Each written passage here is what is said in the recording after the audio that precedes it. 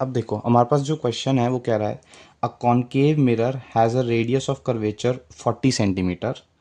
It is at the bottom of a glass that has water filled up to 5 centimetre. ठीक है, तो ये diagram कुछ इस तरीके से दे रखा है जिसमें ये ग्लास बना है, ग्लास में 5 सेंटीमीटर डेप्थ तक वाटर है और बॉटम पे ये कॉन्केव मिरर लगा रखा है.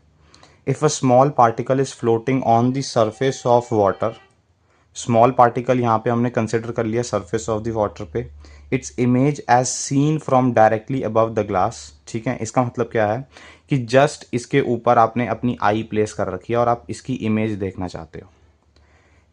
Is at the distance from the surface. ठीक है, तो जो इमेज है ना वो सरफेस से डी डिस्टेंस की दूरी पर है. ठीक है, ऑब्वियसली बात है इमेज इसके अंदर ही बनेगी, पानी के अंदर. ठीक है, तो यहाँ से मान लेते हैं कि सरफेस से डी डिस्टेंस की दूरी पर इतना नीचे इसकी फाइनल इमेज हमें मिली है. ठीक है, तो the value of D is, अब हमें डी फाइंड करना है, मतलब एक्चुअली आपको इमेज की लोकेशन ही फाइंड करनी है. ऑब्वियसली बात है जब इमेज मिल जाएगी उसके बाद आप प्लस माइनस कुछ करोगे तो वहाँ से डी आ जाएगा.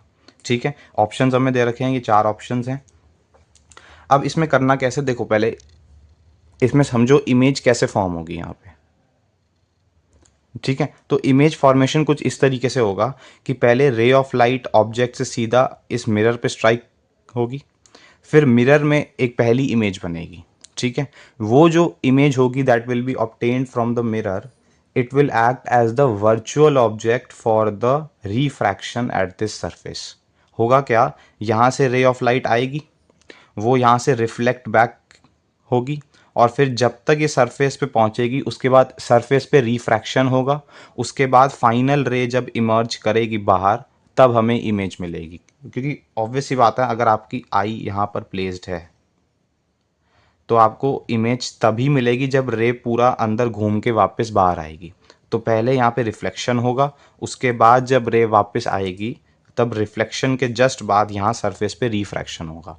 तो मतलब दो इमेज बनेंगी, जो पहली इमेज होगी वो वर्चुअल ऑब्जेक्ट होगी फॉर द रिफ्रैक्शन. ठीक है, चलो अब पहले हमें इसका मिरर्स फार्मूला यूज़ करना है.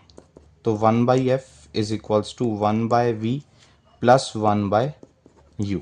ठीक है, अब फोकल लेंथ कहाँ से मिलेगी, फोकल लेंथ मिलेगी रेडियस ऑफ कर्वेचर 40 सेंटीमीटर. तो रेडियस कितना है 40 है, तो इसका हाफ हो जाएगी focal length that is 20 centimetre. And concave mirror है तो फोकल लेंथ हमें नेगेटिव में लेनी है, तो -1/20 is equals to 1/v image find करनी है. और ऑब्जेक्ट जो है, अब देखो ऑब्जेक्ट जो है ये मिरर से 5 सेंटीमीटर दूर है. ठीक है, ऑब्जेक्ट डिस्टेंस नेगेटिव में कंसीडर होगा तो -5. जब ये सॉल्व कर लेंगे तो 1/v कितना बनेगा, -1/20. ठीक है, ये 20 कर दिया, ये 4 - 1 3, तो आपका जो v आएगा this will be 20/3 centimetre which is रफली अराउंड 6.67 सेंटीमीटर्स. तो मतलब 6.67 सेंटीमीटर्स जो है हमारा क्या आई है, ये इमेज आई है. अब यहाँ पे आप ध्यान से देखोगे ना, जो v आया है वो प्लस का आया है. प्लस मतलब है कि मिरर के दूसरी तरफ इमेज मिली है हमें. क्योंकि अगर सेम साइड पे मिलती इमेज, मतलब वाटर में कहीं पर मिलती, तो v नेगेटिव आता आपका, क्योंकि इंसिडेंट लाइट ऐसे ट्रैवल करेगी और फिर आप v यहाँ से लोगे तो वो नेगेटिव हो जाएगा. लेकिन v पॉजिटिव आया मतलब इंसिडेंट लाइट आपकी डाउनवर्ड्स है, तो measurement of v from the mirror भी डाउनवर्ड्स होगा, मतलब नीचे बनेगी इमेज. तो मिरर से कितना नीचे बनी है, 6.67 सेंटीमीटर्स नीचे जाके आपको वर्चुअल ऑब्जेक्ट मिला है for the refraction at this surface. अब ray of light I, strike करी, अब वापस जाएगी तो रिफ्रैक्ट होगी पहले, उसके बाद हमें इमेज मिलेगी. तो रिफ्रैक्शन के लिए आपको यूज़ करना है, अब रिफ्रैक्शन के लिए हम फिर से अपरेंट डेप्थ रियल डेप्थ वाला कॉन्सेप्ट यूज़ कर लेंगे, μ1/μ2.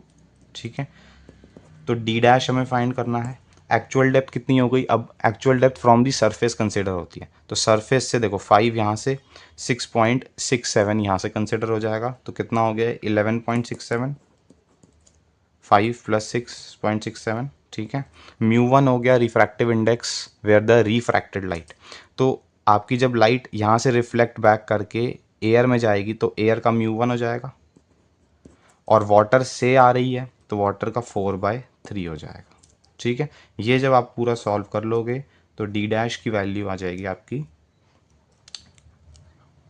तो ये 0.75, यहाँ से 3/4 11.67, इसको जब सॉल्व करेंगे तो ये आंसर 8.75 समथिंग आएगा।